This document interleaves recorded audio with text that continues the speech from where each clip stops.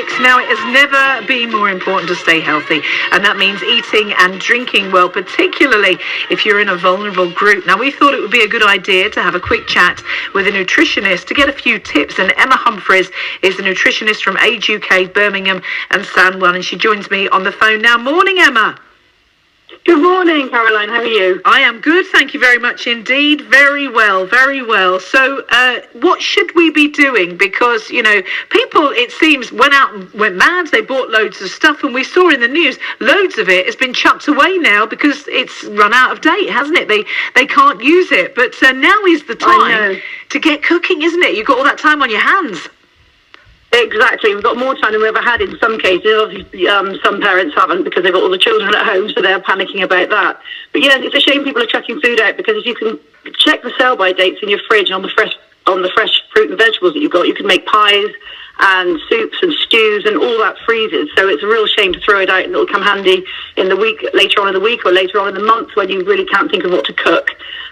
So really try and look at new recipes and look at new things to cook. Try new ideas and be innovative with your new recipes. You've got plenty of time to troll through recipe books, and if you're internet savvy, you can find all sorts of recipes online just by typing in a few ingredients. So rather than throw it out, you know, reuse it, do something. Yeah. Now, if people are going out and they're shopping for stuff, and they're kind of like thinking, right, I'll have one of everything while it's here because it's not going to last forever. Are there some basics that we should be getting that can kind of like provide us with bigger meals if we add things to it?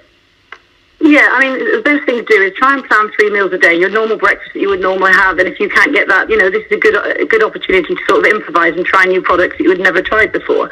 So plan 3 meals a day, always take a list or write a list. And often a lot of people are shopping for others, so a really good comprehensive list is a good idea.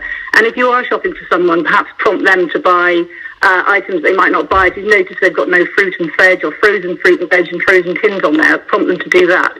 But so look at including things like flour and pasta. I know they're really hard to come by at the moment. So you've got basic staples: eggs, bread, cheese, milk. You can always make something like that, and add things like tinned beans, or you can buy dried beans and lentils. Add those to soups to bulk them up, so you're not spending so much money on meat products and fish. Although frozen fish can be quite reasonable to buy as well, and they go with a lot of sauces that you can make up. I think that as well, you've got to be up on your fluids. I went in yesterday and my daughter was like, oh, Mum, I've got a headache. And although she'd eaten, I'm like, have you drunk enough? Because you should, you know, still be drinking plenty. And she agreed that she perhaps hadn't. So we got water down her. But it is important, isn't it, to keep your fluid intake up? It really is. I mean, a lot of people are running on slight hydration anyway, which they shouldn't. So try and have a water bottle next to you. It doesn't have to be a fancy water bottle, just an old one that you've got knocking around the house that you had water in, that you bought water in. Just keep topping that up, and you can see how much you have drank in the day.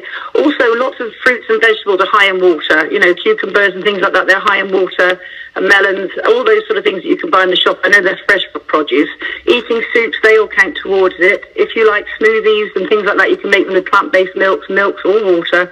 It's another way of getting the fluid inside you. You should be having sort of 8 glasses or up to 2 litres of fluid a day. And that can be included in, as I said, soups, stews, smoothies, anything like that. So you can think outside the box there if you're struggling to get that much water down, but really, really keep your fluid up. It's vital for health. It's vital to keep your liver and kidneys functioning so we don't get infections and things like that on top of everything else that's going on.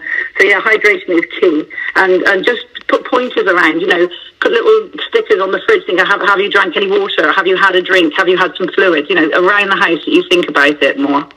And also, there are people that do like a bit of a treat, and that's okay in moderation, isn't it? And I do find, don't you, that, you know, through all of this, you're kind of like sat there and you open the door of the fridge and you think, oh, what is there? My fridge must get opened 1,000 times a day. There's a lot of people in the house, but there's nothing in the fridge. There's loads in the fridge if you want to eat healthily or you want to cook something, but people just keep going in and out. If you want a little bit of what you fancy, there's not much harm if it's just a little bit sometimes, is there, Emma? No, not at all, not much harm at all, and that's all. And when you do your shopping, you just pop a couple of things in rather than overstock on that sort of stuff. You can't go back out and buy it, so once it's gone, it's gone.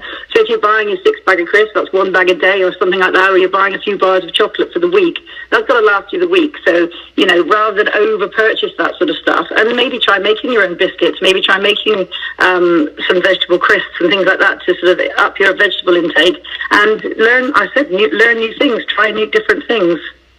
Well, listen, Emma, you have been a real help. I thank you very much. That's Emma Humphreys, who is a nutritionist from Age UK, Birmingham and Sandwell. So, try some of those and keep eating healthily. My daughter yesterday decided that she was going to have a crack at cooking.